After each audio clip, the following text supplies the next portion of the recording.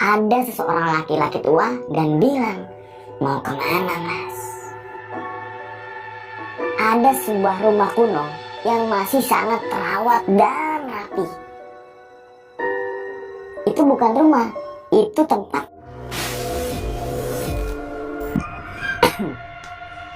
Assalamualaikum warahmatullahi wabarakatuh.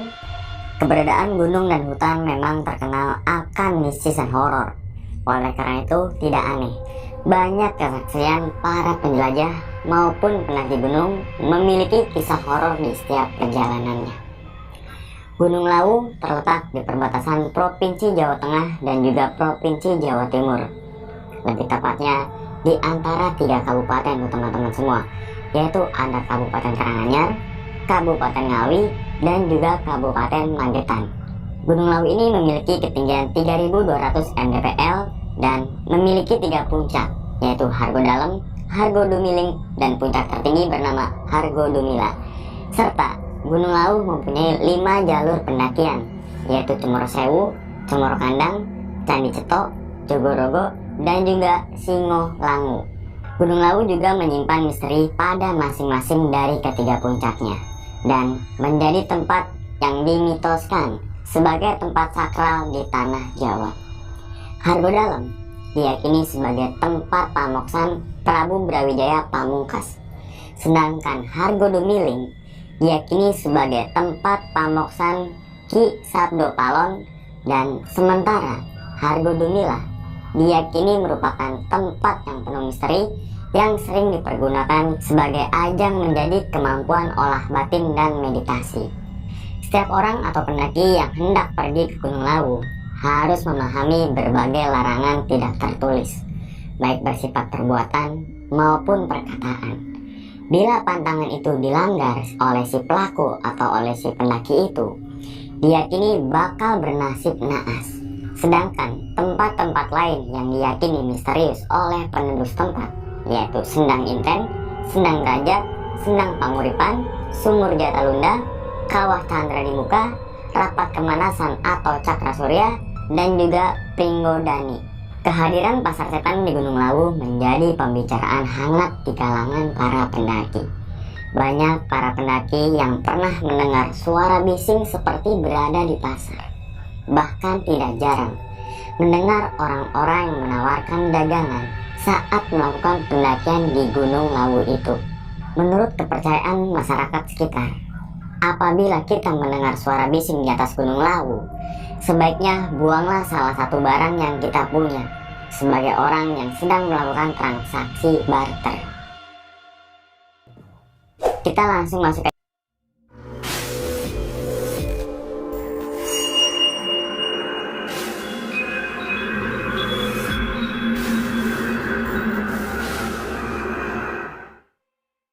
pada video kali ini, atau pada kesempatan kali ini, gue akan membawakan cerita dari Adi ketika melakukan pendakian ke Gunung Lawu.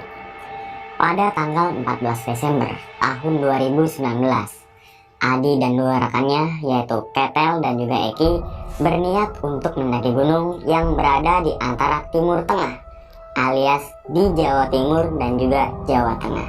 Singkat cerita, pada hari H, mereka bertiga ini berangkat dari Jakarta menggunakan kereta api dari stasiun Pasar Senen menuju ke stasiun Solo Jebres. Selama perjalanan di kereta itu, teman-teman semua, ternyata Adi bertemu dengan beberapa rombongan pendaki yang mau naik ke Gunung Lawu juga. Rombongan pendaki tersebut sekitar atau berjumlah 6 orang. Sekitar 8 jam lamanya di kereta, mereka sampailah di stasiun Solo Jebres. Di stasiun Solo Jebres ini ia gunakan untuk beristirahat sejenak serta makan terlebih dahulu. Karena saat di kereta itu ya, mereka bertiga belum sempat makan. Setelah istirahat dan ngobrol-ngobrol bersama 6 pendaki yang ia temui saat di kereta, akhirnya sepakat untuk menyewa mobil atau mencarter mobil yang berada di depan stasiun Solo Jebres menuju ke basecamp pendakian Lawu, yaitu Cemoro Sewu. Perjalanan dari stasiun Solo Jebres menuju ke basecamp Cemoro Sewu membutuhkan waktu sekitar 2 jam lamanya. Nah, di dalam mobil charteran itu ya, mereka ini semua itu tertidur dengan pulas gitu. Ada yang ngorok, ngiler, ngigo, sampai difoto-fotoin tuh sama teman-temannya untuk kenang-kenangan. Singkat cerita, sekitar jam 11 malam, akhirnya mereka semua sampai di basecamp Cemoro Sewu. Di basecamp Cemoro Sewu ini, mereka semua langsung istirahat dan tidur agar bisa recovery tubuh untuk pendakian di keesokan harinya. Jalur Cemoro Sewu ini bisa dibilang jalur yang paling paling cepat untuk menuju ke puncak gitu. Dan estimasi perjalanannya pun memakan waktu yang relatif lebih cepat dibanding jalur pendakian Ceto, jalur pendakian Cemoro Kandan, jalur pendakian Singolangu, ataupun jalur pendakian dari Jogorogo. Hawa dingin mulai masuk ke dalam tubuh, artinya pagi pun tiba. Situasi di basecamp Cemoro Sewu pada saat pagi itu ya dibalut dengan kabut yang tipis lah. Namun di sudut-sudut basecamp terdapat pendaki yang lagi sibuk packing. Rombongan Adi pun langsung bergegas untuk packing dan sarapan. Tak lupa juga untuk mengurus si Maxi terlebih dahulu. Sebelum rombongan Adi ini mulai pendakian, ternyata rombongan Adi yang ketemu di kereta itu ada kendala. Apa sih kendalanya? Kendalanya adalah logistik mereka. Ada di salah satu temannya yang belum sampai di basecamp, atau alias masih berbelanja logistik di pasar ya dekat basecamp Cemoro Sewu. Nah, setelah mereka ini berdiskusi panjang, akhirnya rombongan Adi memutuskan untuk naik duluan. Berarti formasi pendakian ini seperti semula ya dari Jakarta, yaitu hanya 3 orang aja tuh, yaitu Adi, Ketel, dan juga si Eki. Tapi ternyata baru saja beberapa langkah dari basecamp, Adi bertemu satu pendaki dari Jogja. Akhirnya pendaki seorang diri itu ikut gabung dengan rombongan si Adi. Nah, jadi total mereka ini menjadi 4 orang, yaitu si Adi, Ketel, Eki, dan juga si Ucup. Tak lupa juga sebelum mulai pendakian ya, mereka ini membuat lingkaran kecil untuk berdoa terlebih dahulu. Dan tepat di jam 8 pagi, mereka berempat ini mulai pendakian tuh. Dari basecamp menuju ke pos 1, jalurnya masih relatif datar. Dengan jalurnya berupa berbatuan yang sudah tersusun rapi tuh. Vegetasinya pun belum terlalu rapat teman-teman semua.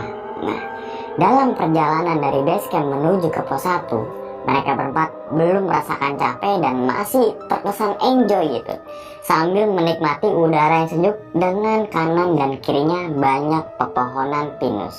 Tak butuh waktu yang lama, hanya membutuhkan waktu sekitar 30 menit.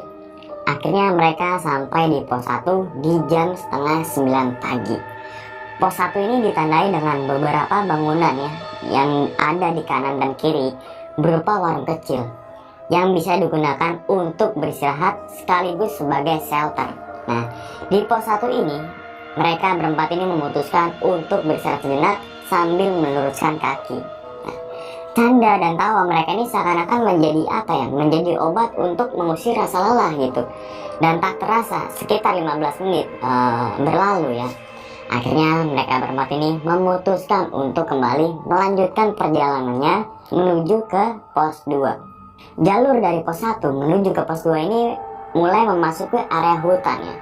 Jalur yang menanjak dan melelahkan dengan trek bebatuan itu akan membuat kaki ini semakin pegal tuh teman-teman semua. Dan sekitar 1 jam lamanya ia berjalan, akhirnya mereka sampai di pos 2 di jam 10 pagi. Nah, di pos 2 ini ditandai dengan sebuah shelter di sisi tebing ya. Dan lokasi ini cukup luas teman-teman semua. Seperti biasa, di setiap pos ini mereka gunakan untuk beristirahat terlebih dahulu sambil menikmati kepulan asap rokok. Tak terasa sudah 20 menit ia habiskan di pos 2 itu. Akhirnya mereka melanjutkan perjalanan kembali menuju ke pos 3. "Yuk mas, kita lanjut lagi nih, takut kena malam nanti," ucap Adi pada saat itu. Jalur pendakian dari pos 2 menuju pos 3 ini hampir sama tuh, berupa bebatuan dan menanjak. Nah, saat di pertengahan jalan pun aman-aman aja tuh teman-teman semua. Tidak ada hal yang di luar batas nalar tuh. Nah, singkat cerita, sampailah di pos 3 itu sekitar jam setengah 12 siang. Di pos 3 ini ditandai dengan shelter yang hampir rusak. karena sebagian atapnya sudah nggak ada. Di pos 3 ini juga ia gunakan untuk minum doang, karena kalau ngerokok malah engap. Nah, ditambah lagi jalur pendakian yang sudah mulai menanjak. Lama dia ngobrol ngalor ngidul gitu kan, ternyata itu sudah memasuki waktu zuhur. Akhirnya mereka berempat ini sholat zuhur berjamaah terlebih dahulu di sisi sebelah kanan dari pos shelter 3 itu. Singkat cerita, setelah selesai sholat zuhur itu, mereka melanjutkan perjalanannya kembali menuju ke pos 4. Jalur pendakian dari pos 3 menuju ke pos 4 ini masih sama ya, yaitu berupa bebatuan dan treknya itu menanjak. Mendekati area pos 4, jalur mulai terbuka alias ngeplong di sisi kanan dan juga di sisi sebelah kiri. Pos 4 ini tidak seperti pos lainnya teman-teman semua. Hanya ada tanda plang ya yang bertuliskan pos 4. Dari pos 4 menuju ke pos 5 tidak membutuhkan waktu yang lama, hanya sekitar 30 menit saja. Nah, dari pos 5 menuju ke pos 6 derajat, jalan itu udah mulai landai dan hanya memakan waktu sekitar 15 menit tuh. Singkat cerita, sampailah mereka di pos Sendang Derajat. Nah, pos Sendang Derajat ini adalah salah satu mata air yang ada di Gunung Lawu.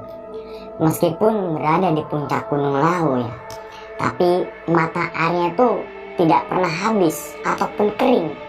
Walaupun musim kemarau dan diambil secara terus-menerus oleh para pendaki dan juga para penziarah. Air Sendang Derajat ini dipercayai dapat memberikan keajaiban bagi orang yang meminumnya. Nah, mau percaya atau tidak, kita harus menghormati dan menghargai kearifan lokal setempat. Di pos Sendang Derajat ini juga terdapat bangunan yang berupa bilik-bilik kayu tuh untuk mandi. Nah, karena para peziarah disarankan untuk menyiram badannya dengan air dalam hitungan ganjil. Konon katanya, jika kita mandi di Sendang Derajat itu, maka derajat kita akan naik. Nah, setelah istirahat dan berdiskusi singkat ya, si Ucup ini kawan mereka yang dari Jogja itu memutuskan untuk jalan duluan gitu, agar dapat lapak untuk mendirikan tenda. Saya duluan ya mas, buat diriin tenda, sampean bertiga ini ambil air aja, ucap si Ucup. Oh ya udah mas kalau gitu, ujar Adi ya saat itu. Nah, sementara Adi, Ketel dan juga Ek ini masih packing untuk mengeluarkan tenda ataupun yang lain-lainnya yang akan dibawa oleh si Ucup. Setelah packing selesai, akhirnya Ucup melanjutkan perjalanan menuju ke tempat camp yang berada di pos Hargo Dalam. Sedangkan Adi, Ketel, dan juga Eki masih sibuk ngambil air berada di Sendang Derajat. Setelah botol-botol yang mereka bawa sudah terisi penuh dengan air, akhirnya Adi, Ketel, dan Eki ini mulai melanjutkan perjalanan menuju ke pos Hargo Dalam untuk menyusul si Ucup. Singkat cerita, tibalah mereka bertiga di persimpangan jalan antara Hargo Dalam dan juga puncak Gunung Lawu, yang seharusnya mengikuti jalur ke arah kanan untuk menuju ke Hargo Dalam, malah memilih jalur ke arah kiri atau bisa dibilang ke arah puncak Gunung Lawu. Sampai akhirnya mereka ini sadar kalau ini bukan jalan menuju ke Hargo Dalam. Hingga akhirnya mereka bertiga sampailah di puncak Gunung Lawu, yaitu Hargo Dumila di jam setengah 6 sore dengan keadaan yang sudah mulai gelap. Tanpa pikir panjang, mereka bertiga pun memutuskan untuk langsung turun menuju ke Hargo Dalam. Di perjalanan turun itu menuju ke Hargo Dalam, mereka bertiga mengalami kejadian di luar batas nalar. Ia mendengar suara seorang sedang ngetuk-ngetuk kayu tuh, atau bisa dibilang seperti tukang yang lagi betulin rumah. Akhirnya mereka terus melanjutkan jalan turun sambil mendengar suara tersebut. Adi, Ketel, Eki sama sekali tidak membawa senter maupun headlamp, karena semua senter dan headlamp ini sudah dipindahkan ke ransel yang dibawa oleh Ucup. Dan tiba-tiba ada sebuah rumah kuno yang masih sangat terawat dan rapi. Awalnya mereka tidak tahu itu rumah siapa dan gunanya itu untuk apa. Saat ingin melewati dan sekedar istirahat di rumah kuno itu, Tiba-tiba ada seseorang laki-laki tua dan bilang, "Mau kemana, Mas?" Dengan nada halus dan sedikit agak berat. Adi dan rekannya langsung kaget bukan main tuh. "Kami lagi cari warung Boim, Mbah. Soalnya teman saya di sana bawa tenda," ucap Adi dengan nada sedikit takut. "Kalau ke Boim, turun lagi, lurus terus ke bawah, tapi jangan terlalu malam," jawab laki-laki itu sambil masuk ke dalam rumah kuno. Adi dan kedua rekannya pun langsung pamit. Gak lupa juga, ia mengucapkan terima kasih dan langsung melanjutkan perjalanan turun. Namun anehnya, setelah 30 menit berjalan, mereka kembali menemukan rumah tua kuno itu. Dan pada saat itu, ia tidak menemukan laki-laki tua yang ada di rumah tersebut. Dengan rasa penasaran bercampur aduk, mereka terus berjalan melewati rumah kuno sambil ditemani oleh kabut. Nah, jarak pandang itu hanya sekitar 1 meter tuh teman-teman semua. Udah gak pakai headlamp, ditambah lagi dengan kabut, perjalanan malam, lengkap lah semuanya tuh. Nah, singkat cerita, akhirnya mereka bertemu dengan pendaki lain dan kebetulan rombongan pendaki tersebut ingin menuju ke Hargo Dalem atau warung Boim. Sesampainya di Hargo Dalem atau warung Boim, mereka langsung mencari keberadaan Ucup yang tadi sore itu sudah jalan duluan menuju ke Hargo Dalem untuk mendirikan tenda. "Cup, cup, cap cip cup," gitu kan teriak Eki. Nah, dan ternyata si Ucup ini sudah mendirikan tenda di samping warung Boim. Di sini Ucup kaget. "Loh Mas, kok sampean bertiga lama banget sampainya ya? Ada kendala ya?" tanya Ucup tuh. "Enggak Bang, tadi kita bertiga salah ambil jalur. Yang seharusnya ke kanan, malah kita ngambil ke arah kiri," jawab Ketel. "Waduh Mas, pantesan lama. Udah langsung masuk dalam tenda. Tuh saya udah masakin buat sampean," ujar si Ucup. Waktu sudah menunjukkan di jam 8 malam. Adi, Ketel, dan Eki masih mempertanyakan siapa laki-laki tua tersebut dan apa benar ada rumah kuno di atas puncak. Namun, keganjilan yang mereka alami gak mungkin menceritakan ke si Ucup pada saat itu juga. Ia harus pendam dalam-dalam dan harus tetap fokus ke pendakian. Karena esok hari perjalanan masih panjang untuk turun menuju base camp. Nah, setelah mereka berempat ngopi-ngopi sambil merokok di teras tenda, akhirnya memutuskan untuk tidur pada saat itu juga. Saat malam itu tidak ada hal yang aneh-aneh. Aman-aman aja tuh teman-teman semua. Akan tetapi hembusan angin saja yang sangat besar. Ya, itu merupakan hal yang lumrah ya ketika kita naik Gunung Lawu. Apalagi posisi pos Hargo Dalem ini sangat kemplong dan kanannya itu atau seberangnya itu adalah beneran jurang gitu ya. Singkat cerita, di jam 7 pagi mereka semua terbangun. Mas, bangun Mas, udah siang nih, ucap Ucup saat itu juga. Nah, iya Mas. Nah, semua mereka bertiga nih langsung bangun ya teman-teman semua. Hingga akhirnya di pagi hari itu mereka tidak masak, melainkan memesan nasi pecel Boim yang katanya kalau naik Gunung Lawu tapi belum makan nasi pecelnya Boim, rasanya kurang lengkap atau kurang afdol gitu. Nah, sosok Boim tentu tidak asing ya bagi para pendaki gunung di Indonesia. Ia bersama kedai sederhananya kerap jadi primadona bagi para pendaki yang kelaparan di atas puncak Gunung Lawu. Ternyata belum banyak pendaki yang mengetahui sejarah dari warung legendaris di Gunung Lawu tersebut. Ternyata ibu yang memiliki nama asli Wakiem ini sudah berjualan lebih dari 30 tahun tuh. Semoga Boim sehat selalu ya. Singkat cerita, setelah pamit ke Boim dan warga yang ada di warung tersebut, Boim bilang, "Hati-hati ya Mas, pikiran jangan kosong." Adi belum paham apa yang dimaksud oleh Boim. Adi cuma mengiyakan omongan dari beliau. Nah, akhirnya mereka melanjutkan perjalanan turun dan tibalah di Sendang Derajat untuk sekedar membasahi tenggorokan. Disinilah ada kejadian yang sangat aneh. Satu rekan si Adi, yaitu bernama Ketel, menemukan uang 5 ribuan di tempat orang berziarah. persis di samping sumur Sendang Derajat. Akhirnya si Ketel mengambil uang tersebut dan ingin memberikan ke salah satu anak dari penjaga warung di daerah Sendang Derajat itu. Tapi seketika anak itu menolak dan dia langsung ngomong memakai bahasa Jawa yang sangat halus. Adi dan Ketel dan juga Eki ya tidak mengerti bahasa Jawa apa yang diucapkan oleh anak kecil tersebut tuh teman-teman semua. Dan Adi ingat ada Ucup yang bisa bahasa Jawa karena si Ucup ini kan orang asli Jogja. Akhirnya Adi dimanggil Ucup untuk menerjemahkannya, dan ketika anak kecil itu ngomong, seketika wajah Ucup ini langsung beda tuh. Si Ucup langsung deketin si Adi, Ketel dan juga Eki untuk menyampaikan omongan dari anak kecil tadi.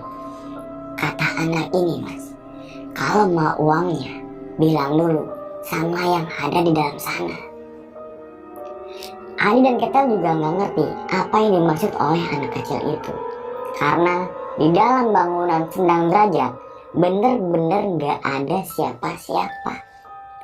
Karena kejadian itu, mereka berempat langsung bergegas meninggalkan Sendang Derajat untuk turun dan naruh lagi tuh uang 5 ribuan ke lokasi awal si Ketel ngambil.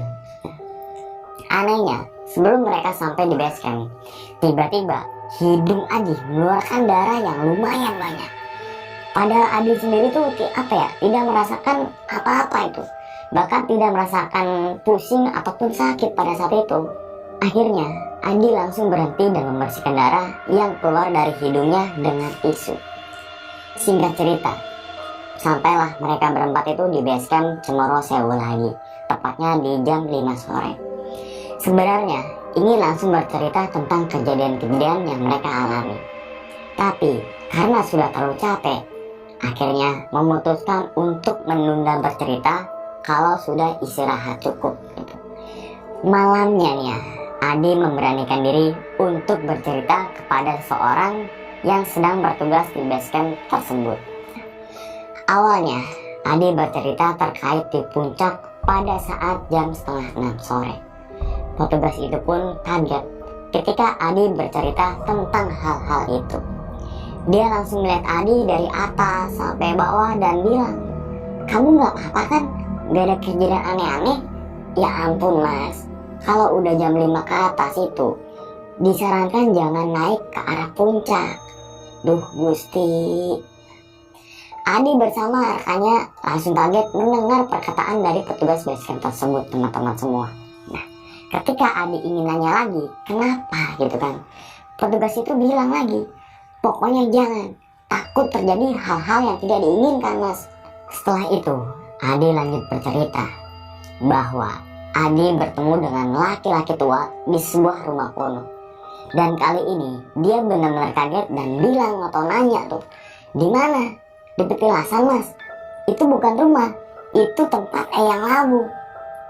"Itu kamu di Hargo Dahlan Mas, tempat moksa Prabu Brawijaya."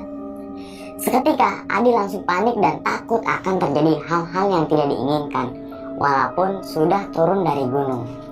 Lalu penjaga basecamp itu pun bilang, "Kalau niat kamu baik, kamu pasti ditolong. Tapi kalau niat kamu dari awal jelek, kamu mungkin akan gak bisa pulang dan akan hilang Mas." Adi dan teman-temannya langsung merinding sejadi-jadinya diselimuti dengan rasa takut. Nah, lalu Adi lanjut bercerita bahwa Adi dan teman-temannya menemukan uang 5.000 di daerah Sendang Derajat. Lagi dan lagi penjaga itu berkata, "Gak sampean ambil kan? Biasanya itu untuk tumbal siapa yang ngambil uang itu. Bisa jadi dia adalah tumbalnya. Tapi boleh percaya boleh tidak Mas, sok monggo." Nah, setelah panjang lebar bercerita dengan petugas basecamp itu ya, mereka pun langsung beristirahat untuk pulang di keesokan hari. Dan Ucup, kawan mereka yang dari Jogja, pamit untuk pulang duluan. Nah, singkat cerita, pagi pun tiba. Mereka langsung beberes dan packing. Adi berpisah dengan Ketel dan Eki karena Adi harus ke Jogja untuk menemui kerabatnya di sana. Sesampainya di Jogja, dia bercerita tentang apa yang Adi alami saat pendakian Gunung Lawu. Saat Adi ingin memberitahu dan menunjukkan tisu bekas darah yang ia simpan di tas kecilnya, Adi benar-benar kaget ketika tisu itu sama sekali tidak ada darah. Singkat cerita teman-teman semua, sudah 2 hari lamanya Adi ini berada di Jogja ya. Akhirnya ia pulang ke Jakarta. Alhamdulillah, sesampainya di rumah tidak ada hal-hal aneh yang menimpa Adi beserta 2 rekannya. Nah itu teman-teman semua cerita dari si Adi ya, ketika melakukan pendakian ke Gunung Lawu pada tahun 2019 bersama kedua rekannya. Apa sih hikmah yang bisa diambil nih dari pengalaman si Adi? Yang pertama itu kita harus safety ya. Safety-nya apa sih? Ya jangan mengandalkan orang lain. Contohnya tadi apa? Contohnya headlamp yang dibawa oleh Adi ke Telonjeki dititipkan sama si Ucup. Nah ternyata ada suatu kejadian yang dia tuh malah memilih ke arah puncak dan ketemu alam. Akhirnya apa? Akhirnya Adi, Ketel, dan Yudeki tidak menggunakan headlamp karena headlampnya sudah dibawa oleh si Ucup. Nah, terus apa lagi sih hikmah yang bisa kita ambil teman-teman semua? Yaitu ya tadi temannya si Ali mengambil uang 5 ribuannya di dekat sumur Senang Derajat. Padahal kan ada tiga hal yang harus kita terapkan tuh. Ya jangan mengambil sesuatu kecuali foto, jangan membunuh sesuatu kecuali waktu, dan jangan meninggalkan sesuatu kecuali jejak. Ketika teman-teman semua mencoba memahami akan 3 hal itu, dan juga teman-teman semua yang sering gue singgung, siap dan juga jaga, teman-teman semua pasti kembali ke rumah dengan selamat ya, tanpa ada gangguan-gangguan dari hal-hal mistis maupun dari hal-hal gaibnya. Dan ingat, cerita dari si Adi ini bukan untuk nakut-nakutin teman-teman semua ketika melakukan pendakian ke Gunung Lawu maupun ke gunung manapun, tapi ambillah sisi positifnya dan buang sisi buruknya. Oke, segitu aja teman-teman semua ya pada video kali ini atau pada kesempatan kali ini, dan nantikan video-video gue berikutnya.